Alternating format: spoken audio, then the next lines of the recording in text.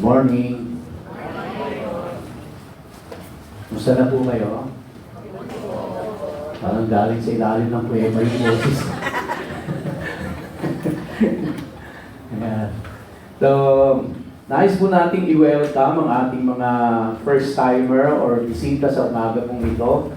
Unang-una po si Joseph Adan. Pwede pong pakitayo to be recognized. Saan po si Joseph? Ayan. Thank you po. Si Ruben Fernandez. Ruben. Ayan. Jennifer Tahigas. Ayan. Si Jennifer. Kapit-bahay natin yan. No?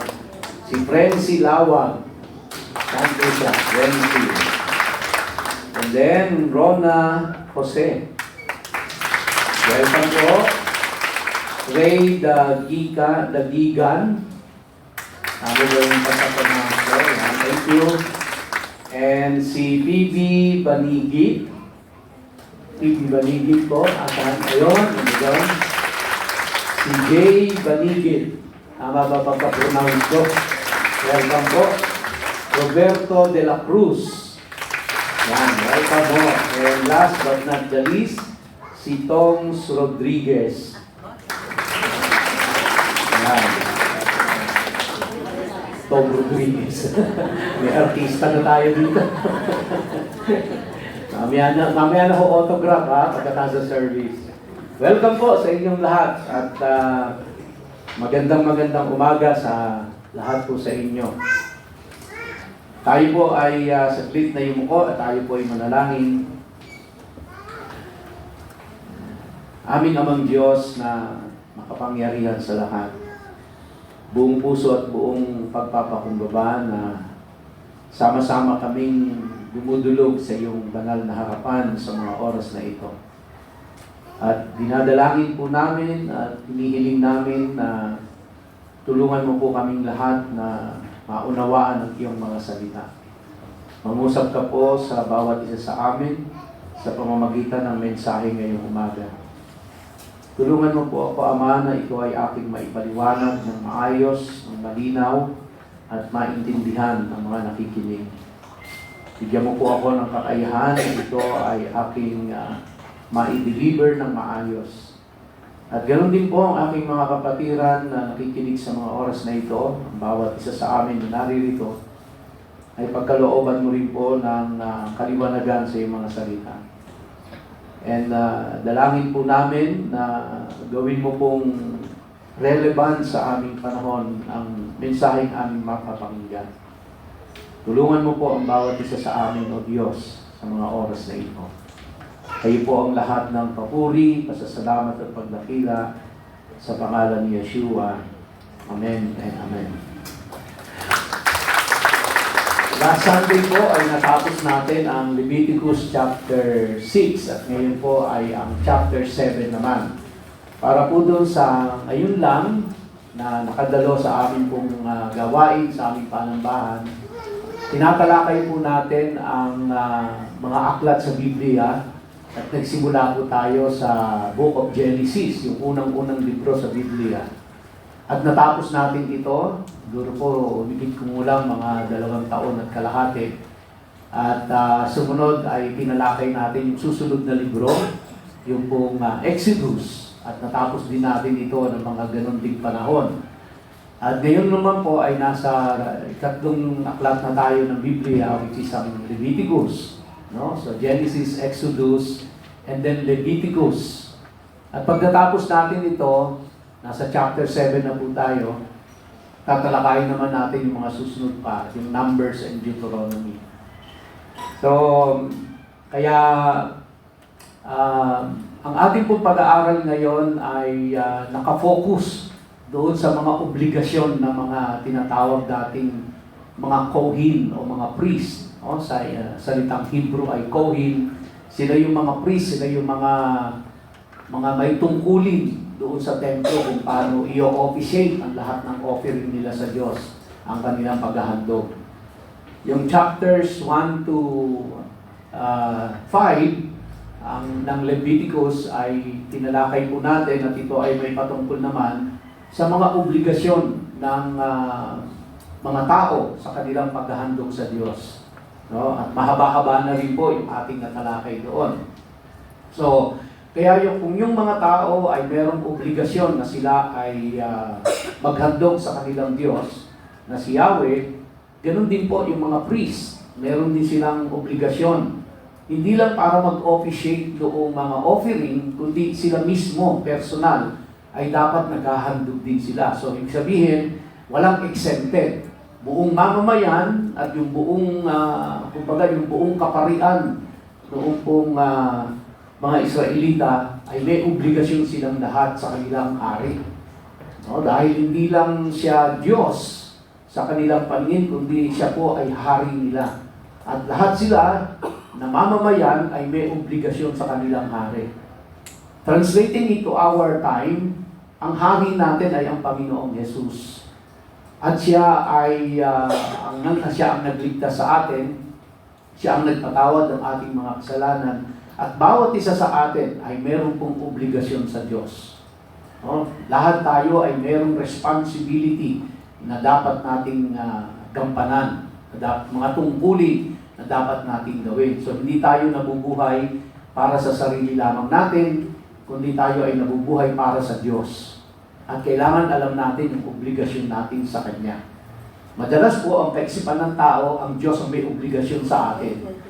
No, hindi natin naiisip na mas may pangunahing obligasyon tayo sa Diyos dahil siya po ay ang ating hari.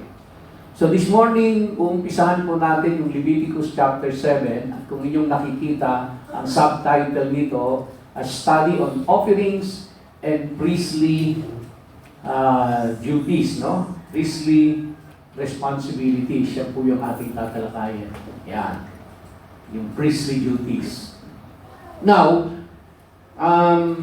sa New Testament, tayo po ay bawat mananampalataya, bawat tao na tumanggap sa Panginoong Jesucristo bilang kanyang sariling tagapagligtas at Panginoon ng kanyang buhay, na ngayon ay tinatawag natin mga born-again Christians, lahat po tayo ay merong priestly responsibility sa Diyos. Dahil in the New Testament, ang bawat isa sa atin ay kinikilala bilang mga priest, no? The royal priesthood of God. So, each and every one of us, meron po tayong responsibility sa ating pong Diyos. At yun ang ating pong tatalakayin sa umagang ito. Kumbaga, not exactly the same kung ano yung responsibility ng mga priest noon sa Old Testament, but ang gusto nating ma-pick up dito ay the principles, no, na itinuturo ng Diyos sa atin. Yung nakaraang linggo, isa sa natutunan po natin doon, na bago tayo, na kung tayo ay mag-aalay, tayo ay maghahandog sa Diyos, we must be in the state of holiness. Kaya nga po, nakita natin na yung mga Israelita, ang unang gagawin nila ay yung maghandog ng burnt offering, yung tinatawag sa Hudyo na ola. At ang layunin nito upang sila ay mapalapit sa Diyos. No? Sila ay to go near to God, yun ang layunin nito. Bago ito ay meron pong kaakibat na isa pang offering na tinatawag nating minka, which is the grain offering. At ito yung kanilang tinatawag na tribute. Ito yung tinatawag na ransom, ika nga, sa kanilang terminolohiya noon. Na bilang hari, kailangan maghandog sila sa kanilang hari. Kaya hindi po pinag-uusapan doon yung pagpapatawad sa kanilang mga kasalanan. Kailangan muna sila ay mapalapit sa Diyos, makalapit sa Diyos. At magagawa nila yon sa pamamagitan ng burnt offering at na tinatawag na ola, at saka po yung grain offering na tinatawag na minka. Kailangan magawa po nila yon. And then natutunan din natin na mayroong tinatawag na seba, mamaya, titingnan mo natin yan. And then yung ataat at saka yung asyam. So these are Hebrew words na kailangan gawin nila yung mga offerings na yon para sila ay mapalapit sa Diyos, para sila po ay malinis sa kanilang mga kanilang sinful nature at sa kanila pong mga unintentional, no, mga hindi sinasadyang kasalanan. At requirement ito para sa bawat isa sa kanila, no? Na kailangan nilang gawin yon para sila ay maging acceptable sa harapan ng ating Panginoon. And they are doing that dahil nga po ang requirement ng Diyos, they must be in the state of holiness. Kaya kung itatranslate natin sa ating panahon ngayon, bagamat wala na tayong inihahandog na tupa, walang baka, walang kalapati, walang grain offering, pero ang katumbas nito, pag ganito pong araw ng Sunday, nagtitipon tayo at umaawit tayo sa Panginoon. Ito ay inihahandog natin sa Kanya. Hindi tayo umaawit dito just for the sake of singing, kundi tayo ay umaawit dahil naghahandog tayo ng mapuring awit sa Diyos bilang ating pagsamba. At ang requirement ng Panginoon, we must be in the state of holiness. Kaya, ang dapat na gawin po natin ay maghumingi tayo ng tawad sa ating Diyos at linisin niya tayo bago tayo makapaghandog ng mga papuring awit sa Kanya. So, it's very crucial, very critical, and very particular ang Diyos na each and every one of us, when we come to Him in worship, must be in the state of holiness so that our worship will be acceptable to Him. Ang maganda po nito, pinadali ng ating Panginoong Jesucristo para sa atin ngayon. Hindi tayo kailangan magdala ng baka, ng kambing, ng tupa, hindi tayo kailangan magdala ng grain offering at gawin lahat yung mga ritual na yon dahil sinako, kinover na, ginawa na ng Panginoong Jesucristo yon para sa atin. And all we have to do is to believe in the Lord Jesus Christ, in the finished work of Jesus Christ at the cross of Calvary, and believe in our hearts that He is our Savior. At yung pong mga sacrifices na yon, yung lahat ng paghahandog na yon, ay kinover na ng Panginoong Jesucristo. Kaya through Jesus Christ, we can come near to God, no, and worship Him. So that's the way to be in the state of holiness. And one thing more that we have learned last Sunday, na if we know we are living in sin, then we have to make our life right before the Lord. No? So, kaya nga, di ba kung natatandaan nyo sa New Testament, ay tinuruan tayo na kung ikaw ay may galit sa iyong kapatid, ay huwag ka munang sumamba, pumunta ka dun sa kapatid at makipag-reconcile, ayusin mo na ang relasyon sa iyong dun sa kapwa bago ka pumunta sa harapan ng Diyos at sumamba, dahil hindi magiging acceptable sa Kanya ang iyong pagsamba kung meron kang kapatiran or kamag-anak or kakilala na meron kayong hidwaan na hindi nase-settle. Di ba? So, yan po yung turo ng ating Panginoon sa atin. So, moving on. Let's start with Leviticus chapter 1, verses 1 to 13.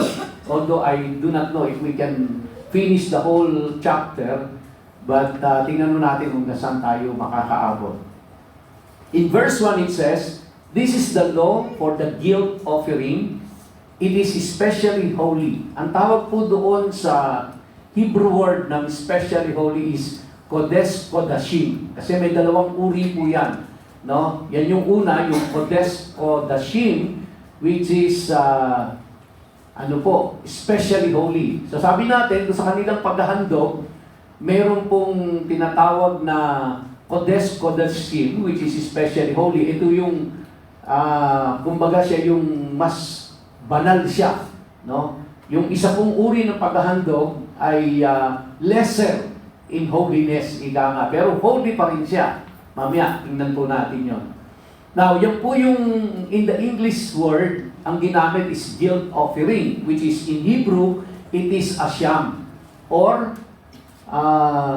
mas tama pong sabihin na siya ang tinatawag na reparation offering. I have explained this before. Ano po ba yung reparation offering? Ibig sabihin, kung meron kang nagawang hindi tama sa iyong kapwa, ay gagawan mo ito, no? Gagawan mo ng reparation na tinatawag, or babayaran mo, or paglulubagin mo ang kalooban ng taong nagawan mo ng hindi tama. Kaya maghahandog ka, no? Hindi po ito penalty, no? Hindi ito penalty na binabayaran mo, kundi upang mapaglubag ang kalooban ng isang tao. Sa Diyos, ang gumawa po nito sa atin ay ang Panginoong Hesus. Para mapaglubag ang kalooban ng Diyos Ama, ang Panginoong Hesus ang naghandog ng kanyang sarili para mapaglubag ang kalooban ng Diyos Ama. Dahil alam natin, ang Diyos po ay galit sa kasalanan, at kung ang ating pong titingnan ay ang prinsipyo ng Diyos, ang kasalanan ay merong karampatang kaparusahan. At ang kaparusahan sa kasalanan ay kamatayan. So kaya kung ang Diyos Ama ang mag-execute, no? Kapag nagkasala ang tao, execution, ang kabayaran po ay kamatayan. Pero dahil sa Panginoong Jesucristo, sa kanyang sakripisyong ginawa, isinakripisyo ang sarili niyang buhay, na paglubag niya ang damdamin ng Ama. Kaya po yun yung tinatawag na reparation offering. Siya po ang gumawa nun. Kaya tayo po, wala. Hindi natin ginawa yan. Wala tayong ginawa. Tinanggap lang natin ang Panginoong Jesucristo, na mismo ang Panginoong Jesucristo mismo, siya yung nagpalubag ng kalooban ng Diyos Ama. Kaya po, sa ngayon, sa ating kapanahunan, hindi na antimano pag nagkasala ka, papaslangin ka ng Diyos.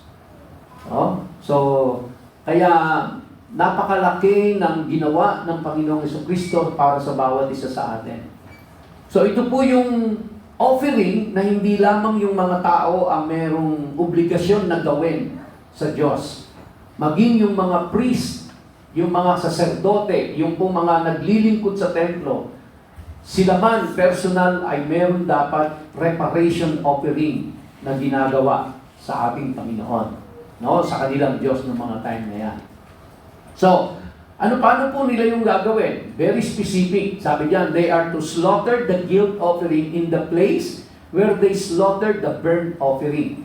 So, kung saan nila kinakatay, kumbaga, yung pong pang-burnt offering nila, doon din nila kakatayin yung pang-guilt offering nila. At ito ay nasa northern part noong pong brazen altar. Okay? So, yun po yung gagawin nila. At ang sabi diyan, and its blood is to be splashed against all sides of the altar, the brazen altar. So, pag nakatay na nila yung hayop, ang gagawin po dun sa dugo ng hayop, ito ay i-splash doon sa gilid ng brazen altar. Ganon din po yung burnt offering. At ito pong reparation offering or asyam in Hebrew, ay ganon din po yung gagawin nila. I kept on asking myself, bakit ba ganito kadetalye ang Panginoon? No? Ultimo pa, napag-usapan natin noong nakaraan, yung minka ay kung paano i-offer, paano lulutuin, ano yung mga ingredients. No? At ganito kadetalye ang Panginoon sa kanila. Mayroong bilin sa kanila na huwag niyong pababayaang mamatay ang apoy noong brazen altar. And all of these details. So I was wondering na bakit ganito kadetalye ang Panginoon. Now remember, ang mga Israelita po ay galing sa Egypt for 400 years at sila ay alipin doon sa loob ng 400 taon. At ang nakita nila doon ay ang uri ng pagsamba ng mga Ehipto. At sila ay naging alipin doon from generation to generation, 400 years. So, ang exposure nila is more of the Egyptian culture. Kaya nung sila po ay lumaya, pinalaya ng Diyos under the leadership of Moses at dinala doon sa wilderness, ang dala-dala po nila ay ang mga tradisyon, ang mga kaugalian, ang mga practices ng mga Egyptians. Ito yung exposure nila eh. Magmula childhood hanggang naging adult sila. And then from generation to generation. And they need to get rid of that. So, paano nila gagawin yun? Diba? Parang tayo po na 300 taong mahigit sinakop tayo ng mga Kastila.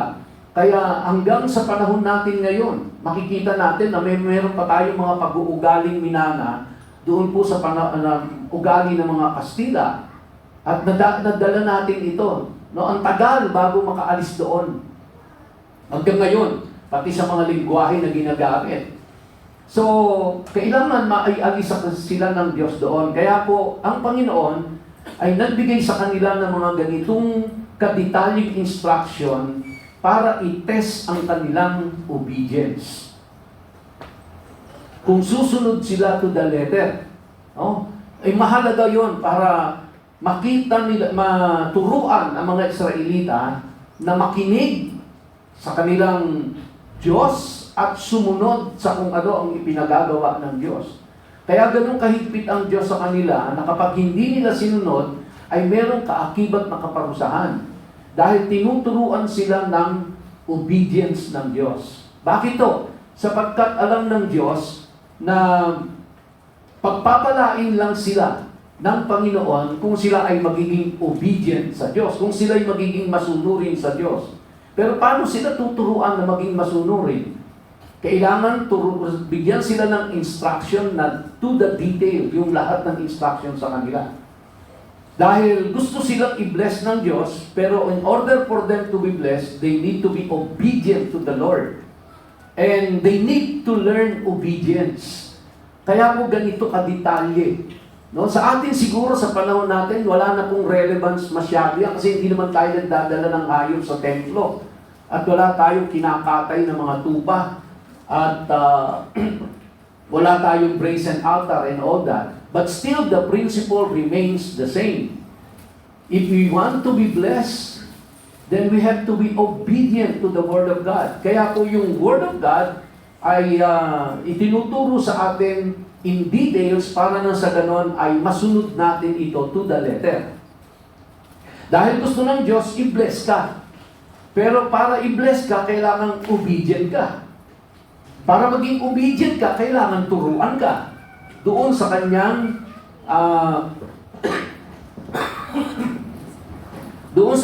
mga instructions.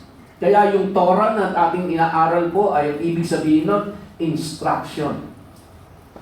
Now, ito pong binabasa natin na ito, no? Wala pa po yung templo. Kumbaga, hindi pa na itatayo yung tabernacle. Sorry, nasa wilderness pa sila. Hindi pa na itatayo yung tabernacle. So, ahead of time, binibigyan na sila ng instructions ng Diyos kung ano ang gagawin nila. Hanggang sa pagtatayo ng tabernacle. Hanggang sa matayo na ito. At sa chapter 8, tatalakayin po natin doon yung ordination na ni Aaron as the first high priest of the Israelites. Okay? Now, going back to chapter 7, in verse 3, he is to offer all its fat. The fat tail, the fat covering, the inner organs. Okay? So, ano po ang pinahandog? Yung taba. Mamaya makita natin, may dalawang uri po ng taba. No? Yung taba na galing doon po sa ilalim ng skin, at saka yung taba na galing po doon sa mga internal organs. At ang ipinahandog ng Diyos sa kanila doon ay yung mga taba na galing sa internal organs. Kapag tupa yung ihahandog, pati yung taba doon sa buntot, kasama yon. Imagine niyo po, ganun kadetalye yun. No? So, kaya ipinahandog ng Diyos yon. At hindi sila allowed na kainin yan. Ha? Tayo, gusto natin yung taba eh. Bibili pa tayo ng chicharong baboy na may laman. Tapos may taba. Ano? Sasawsaw pa natin sa tubig. Ayan, ako. Sa kanila po, ipinagbawal ng Diyos na kainin yan. Makita natin mamaya ano ang magiging consequences kapag sinuway nila yon. Number 4, or verse 4, the two kidneys, the fat on them near the Ano yan? Flanks. And the covering of the liver, which he will remove with the kidneys. The Kohen will make them go up in smoke on the altar as an offering made by fire to Adonai. It is a guilt offering. So ano po yung pinahandog? No? Yung taba ng internal organs, kailangan sunugin doon sa brazen altar yon. Okay? Very clear ang instruction ng Diyos sa kanila. Every male from a family of Kohanim, ng mga priests, yung family nila Aaron, may eat it. It is to be eaten in a holy place. It is especially holy. So, yung mga laman na kanila pong inihahandog, ay portion of that ay pwedeng kainin ng mga priest. Pero hindi nila pwedeng kainin sa labas noong temple o sa labas noong tabernacle. Okay? Ito po ay dapat doon lang kakainin sa courtyard. So alam natin, di ba? Yung pong tabernacle, meron siyang courtyard, nakabakod yun, at doon sa labas na yon, doon lang nila pwedeng kainin yon. The guilt offering is like the sin offering. The same law governs them. It will belong to the Kohen who uses it to make atonement. So yung guilt offering, which is the reparation offering, is the same as the sin offering. Ano po yung sin offering na tinatawag nila? Yung burnt offering. Kaya parehas yung batas na isinusunod nila sa paghahandog ng dalawa na yun. Although magkaiba ang purposes. Okay? Magkaiba po yung purposes. Yung burnt offering, I have explained that already. Ito ang paraan so that they can go near to God. Yung pong reparation offering, kung sila po ay nakagawa ng unintentional sin, then they have to offer ito pong reparation offering na ito para paglubagin ang kalooban ng Diyos. Okay? So, moving on, in verse 8, the Kohen or the priest who offers someone's burnt offering will possess the height of the burnt offering which he has offered. Halimbawa po, yung mamamayan, may dala silang baka doon at yun ay ihahandog nila. Yung pong balat noong hayop, yun po ay magiging property na ng mga priest na naghandog. Bakit to? Dahil yung pong balat ng hayop na yon, ibinebenta naman nila. So, ang principle po dito, yung mga priests, dapat they are being taken care of by the people. Dapat sinusuportahan sila ng mga mamamayan. Dahil hindi sila nagtatrabaho na katulad ng mamamayan. Siguro isipin natin, saan nila ibebenta yan? Nasa wilderness sila. Paano sila naghahanap buhay? Saan nila kinukuha ang lahat ng resources nila noong mga oras na yon? Well, nung panahon po kasi niyon, so from Egypt to the wilderness, yung pong path na yon, papunta doon sa Promised Land, sa bayang Israel, na Israel ngayon, yan po ay trading route. So during that time, when they were in the wilderness, 3 million of them in the wilderness, during that time, may mga merchants, may mga lakal na nagbibiyahe po doon, dumadaan doon. And then, dahil dumadaan ho sila doon, maraming mga traders, nakikipag-trade itong mga Israelites na ito. Paano sila, ano ang kanilang, ang kanilang mode of payment? Remember, when they left Egypt, tuneto niladang ginto ang dala nila.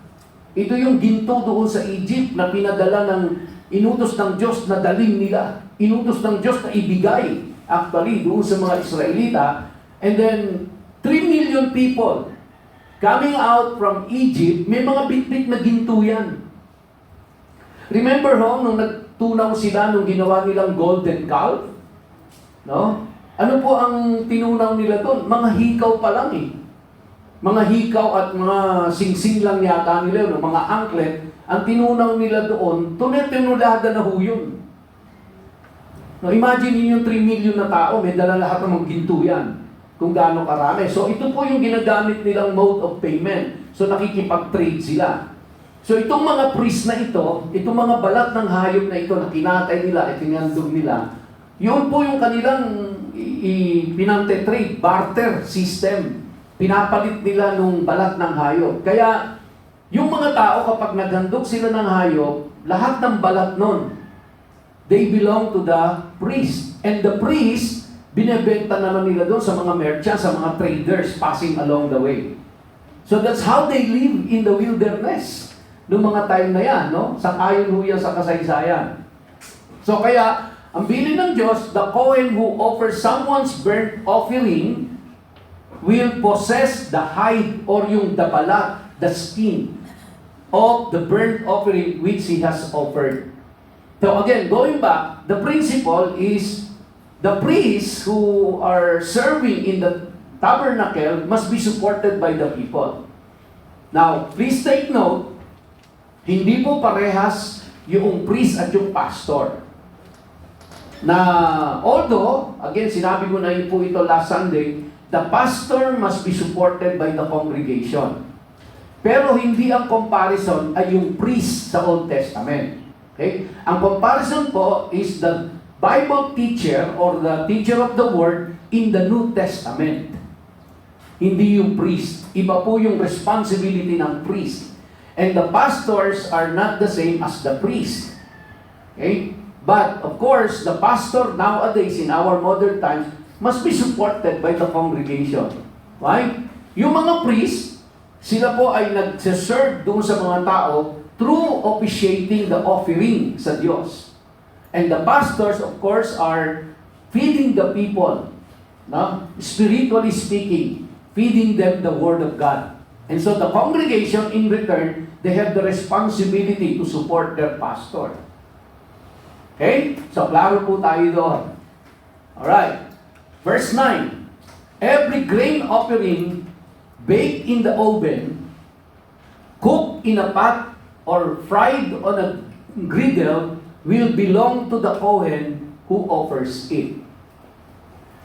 So, ngayon, talakayo natin yung asyam, which is the reparation offering, and then now going back to the grain offering. So, yung grain offering na ito, which is minka, ang instruction, it must be baked in the oven. No, nasa wilderness sila, pero kailangan mag-bake sila ng mga ano na ito. Now, kapag galing po doon sa tao, yung grain offering, yung minka, inihandog ito, ang naghahandog po nun ay yung priest. Ang gagawin lang ng priest, kapag ito'y luto, yung portion nun, ang kanyang dadalhin sa brazen altar. And the rest of the part will be for their food. Pagkain na nila yon. Pero kapag ang grain offering ay yung mismong doon sa priest, then wala siya pwedeng kainin doon. Ang pwede niyang kainin ay yung pong grain offering na galing sa tao. Pero yung para sa kanyang sarili, dapat lahat yon ay susunugin. At mayroon pa pong ibang requirement. Kapag ang ibinigay ay luto, iba ang requirement. Kapag ang ibinigay ay hilaw, iba rin ang requirement. So, kaya ang dami nilang dapat tandaan, di ba? So again, nasabi ko na po ang dahilan kung bakit kailangan gawin ganito kadetalye ng Diyos sa kanila. Because God is teaching them obedience. No? Dali lamang po.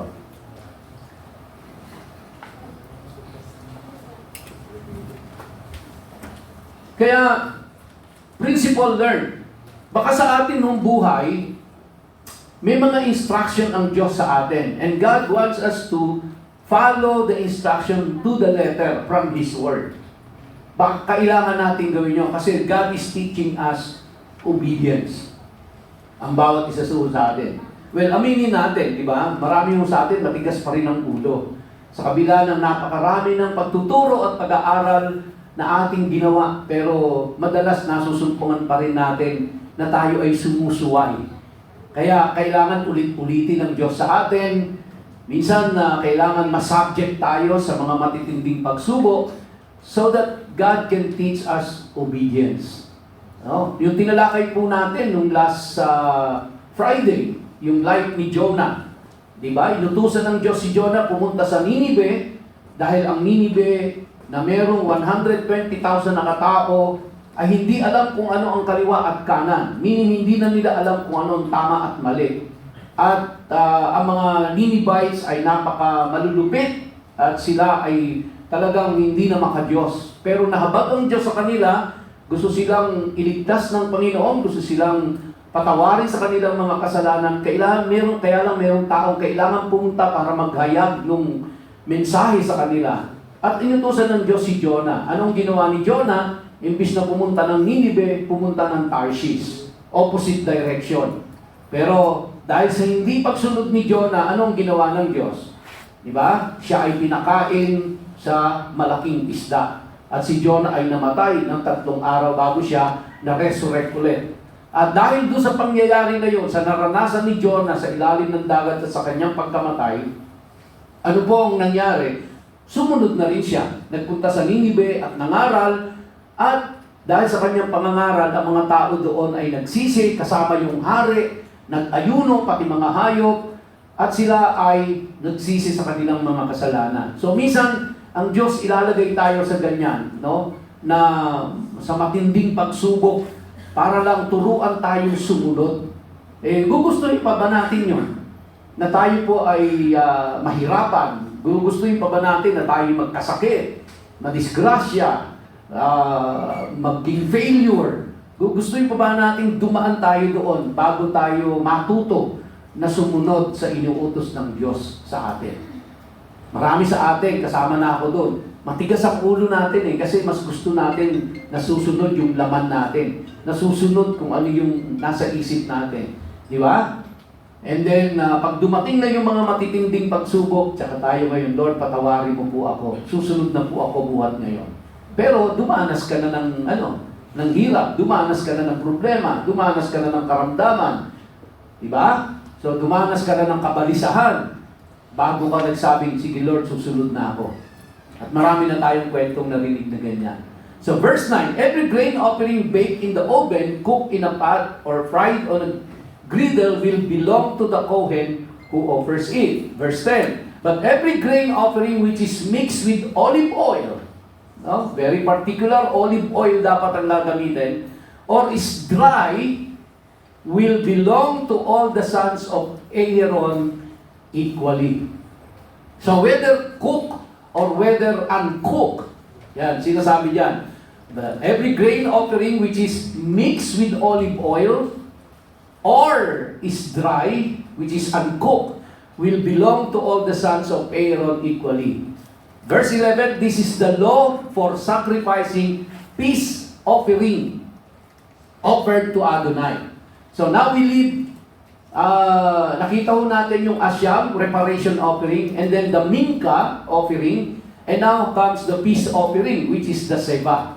Seba, ang tawag naman sa kanya ay Kodesh Kalim. Siya po yung lesser in holiness. Kaya yung Seba offering, siya po ay less in holiness compared to the burnt offering. So, both the worshiper, sabi po dyan, both the worshiper and the priest are permissible to eat of it. So, pag ang offering po ay Kodesh Kalim, ibig sabihin, lesser in holiness, pwede po siyang kainin ng priest at pwedeng kainin ng worshiper.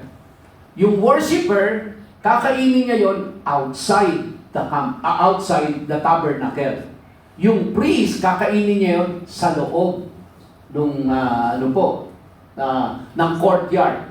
No?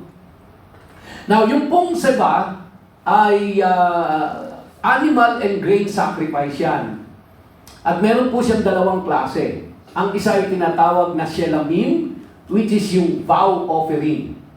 So, ginagawa po nila yung shelamim, no? Yung Seba, shelamim, ginagawa nila yan kapag meron silang ipapangako sa Diyos na gagawin nila. So bago sila mag-umpisa doon sa kanilang pangakong gagawin sa Diyos, magkakaroon muna sila na ng offering, maghahandog muna sila sa Diyos. Pag natapos na nila, na isagawa na nila yung kanilang ipinangako sa Diyos, magpe-perform ulit sila ng Seba Shelamim. Yun yung vow offering. Makikita natin yan sa New Testament. Ipinapractice nila Paul yan. Ginagawa nila Paul yan.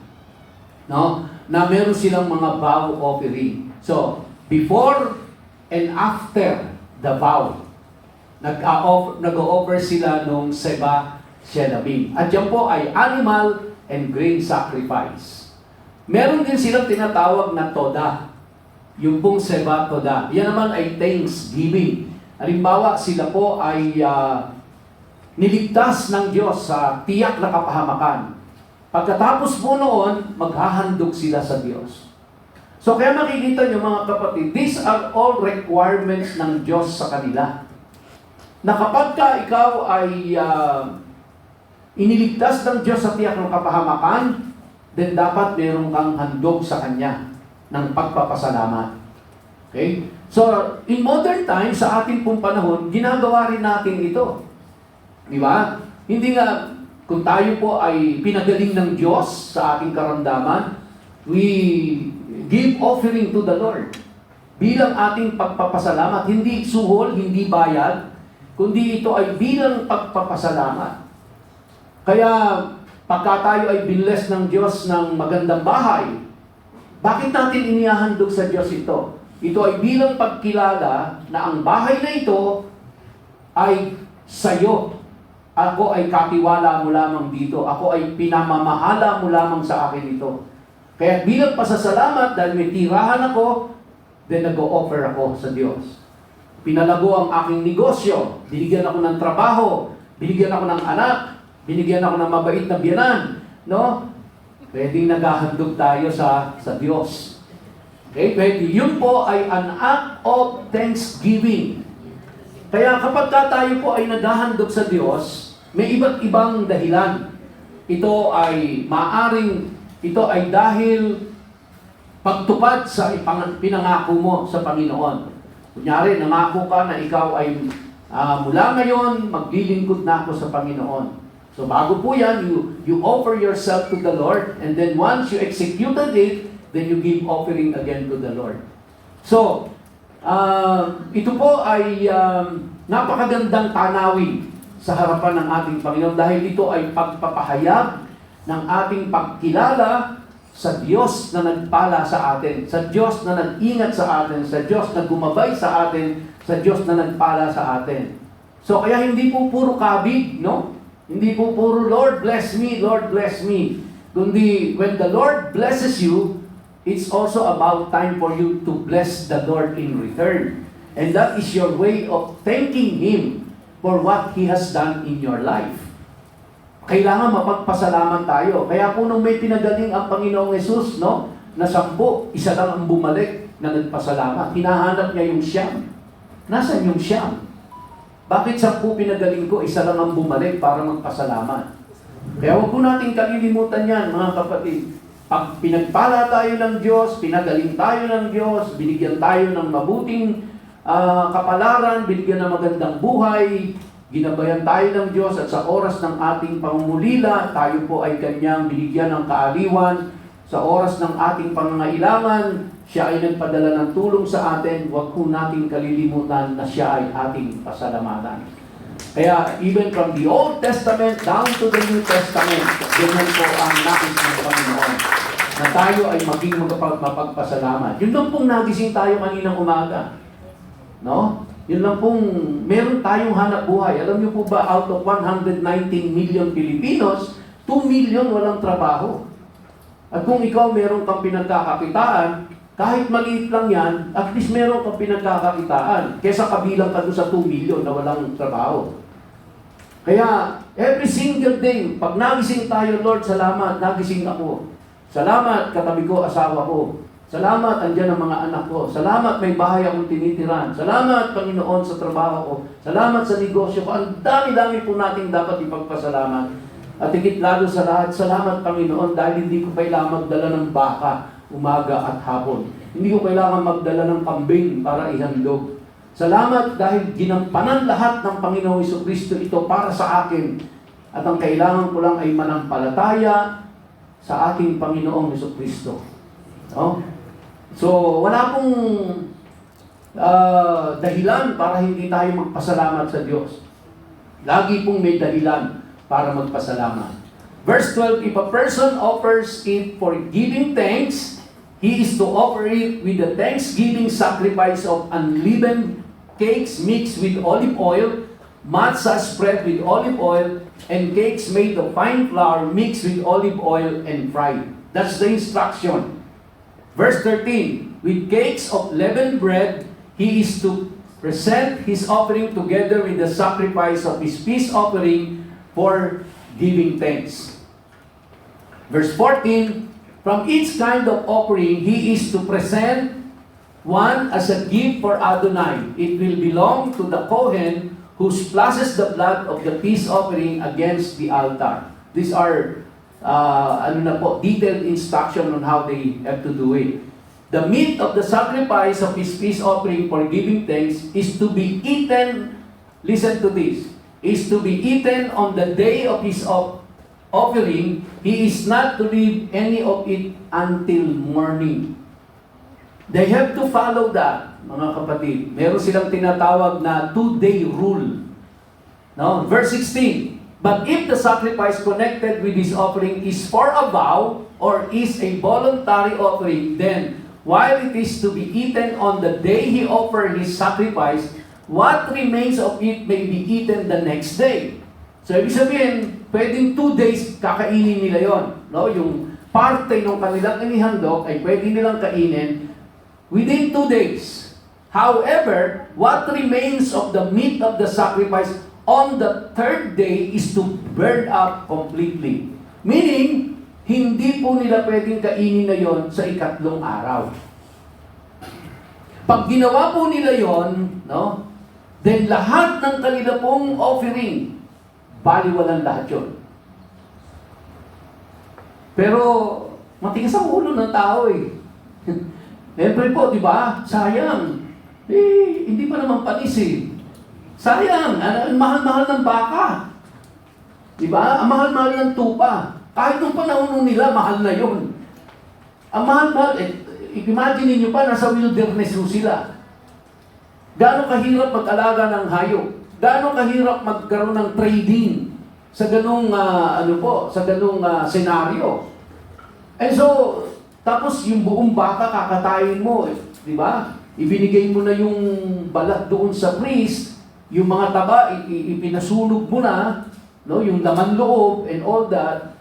And then tapos you are allowed to eat in 2 days, ika-3rd day. Manghihinayang ka eh. And I presume, I don't know, may mga nagpa-violate. Meron talagang matigas ang ulo. May mga tao talagang kung makakalusot. Di ba? Kaya ang patakaran ng Diyos, sige, di kainin nyo. Pero lahat ng sacrifices na ginawa nyo, baliwalang lahat yun. Baliwalang lahat. Di ba? Tayo rin naman ganyan eh. No, hindi tayo exempted. Ganyan din tayo, ugali din natin yan. Kaya ganun na lang ang ng Diyos sa kanila eh. Na you have to obey kung ano ang aking sinasabi sa inyo. Hindi, minsan lang naman to, hindi man ako magkakasakit nito. Di ba? Hindi, wala naman nakakakita eh. Ako lang eh. Marami ho tayong palusot. Marami tayong mga pag-aarimonan sa buhay. At nangihinayang tayo. Pero, ang sabi ng Diyos sa kanila, the moment violate nyo, alinman dyan sa mga utos ko, then lahat ng handog ninyo, baliwalang lahat yun. Ay gusto ba nating mangyari yun? Di ba? Dahil lang sa natakam tayo. Ganun din sa kanila. Alalahanin natin between Esau and Jacob, ganyan po ang nangyari dahil lang sa pagkain. Di ba? Ibinenta ni Esau ang kanyang birthright kay Jacob dahil lang sa pagkain. Yung panandaliang sarap, yung panandaliang na-satisfy yung kanyang pero ipinagpalit ang buong future. Si Eva at si Adan, di ba? Dahil lang po sa isang prutas. Kadami namang prutas sa paligid. Dahil lang po sa isang prutas na yun. Pinagpalit ang kanyang kinabukasan. Pinagpalit ang buong future. And tayo rin ho ganyan. Matigas ang ulo ng tao. Kaya kailangan turuan, paulit-ulitin, no? Ewan ko sa inyong mga tahanan kung ano ang nangyayari. Bahala na po kayo. Ano? Now, verse 18, if any of the meat of the sacrifice of his peace offering is eaten on the third day, pakinggan niyo po ito, sabi diyan, if any of the meat of the sacrifice of his peace offering is eaten on the third day, the sacrifice will either be accepted nor credited to the person offering it. Rather, it will have become a disgusting thing, and whoever eats it will bear the consequences of his wrongdoing. And the worst, alam niyo po ba kung anong nagiging dyan? Parusa dyan? Execution. You will be executed. Kaya ganun na lang po yung mga tao na sumunod sa iniutos ng Diyos. Pero later on, papag-aralan natin, mismong yung priest, anak ng high priest ang sumuway. No, anong ginawa ng Diyos? Walang high priest, walang anak-anak ng high priest sa kanya. Dahil sumuway ka, pinaslang ng Diyos yung dalawang anak ni Aaron. Dahil sa kanilang pagsuway. Mga priest yun, mga lingkod doon sa templo o doon sa tabernacle. Kaya gustong bigyan ng sample ng Diyos eh. Ayaw, kumbaga, ang gusto ng Panginoon, sumunod kayo. That's the only way. No? Una, dahil hari siya, kaya kailangan siya sundin. No? Ay, hindi lang siya hari, dahil siya ay Diyos, kaya kailangan siyang sundin. Pero yun nga po, minsan nananaig pa rin sa atin yung gusto ng ating laman. Yung gusto ng ating isip. Yung ating nakasanayan. Yung kung saan tayo komportable. Kaya, kahit alam nating bawal, kahit alam nating masama, kahit alam nating hindi tama, gagawin pa rin natin. No? Gagawin pa rin natin. Ngayon, kapag meron na tayong problema, meron na tayong karamdaman, Lord, patawarin mo po ako. At dito makikita ho natin na napakahigpit na ipinagbawal ng Diyos ang pagkain ng dugo.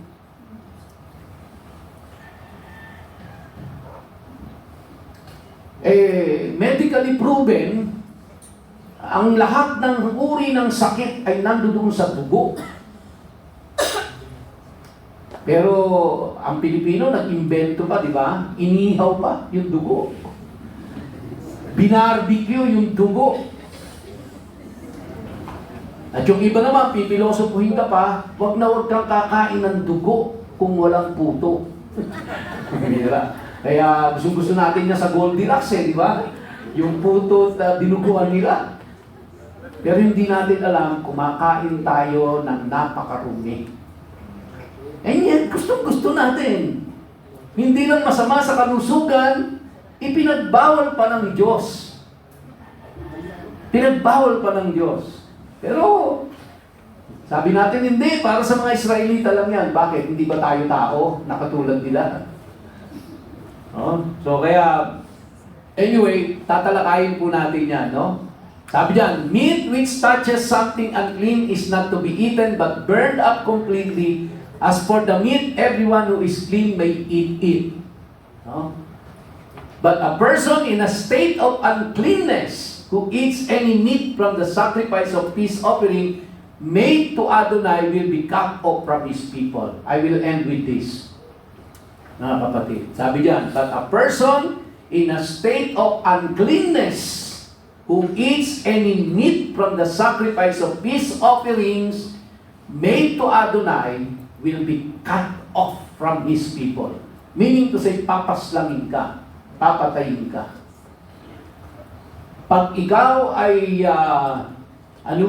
in a state of uncleanness, tapos ikaw ay nag-partake doon sa offering, God will execute you. Papaslangin ka ng Diyos. Sa ngayon po, hindi natin nararanasan yan physically. But believe me, spiritually speaking, may nangyayari po doon. God is not blessing us when we are violating His very word. Maaaring hindi natin napapansin yan, pero God is not blessing us when we are violating His word. And of course, matyaga ang Diyos sa atin, tuturuan niya pa rin tayo. No? Kaya nga, dadaan tayo sa iba't ibang mga pagsubok para lang tayo ay maturo ang sumunod later on. Dahil ultimately, ang gusto naman ng Diyos, because it is His nature na tayo ay i-bless niya, pero i-bless niya tayo if we are obedient to Him. Amen? Amen. Tayo po tayong lahat, at tayo po ay umawit sa Panginoon bago po tayo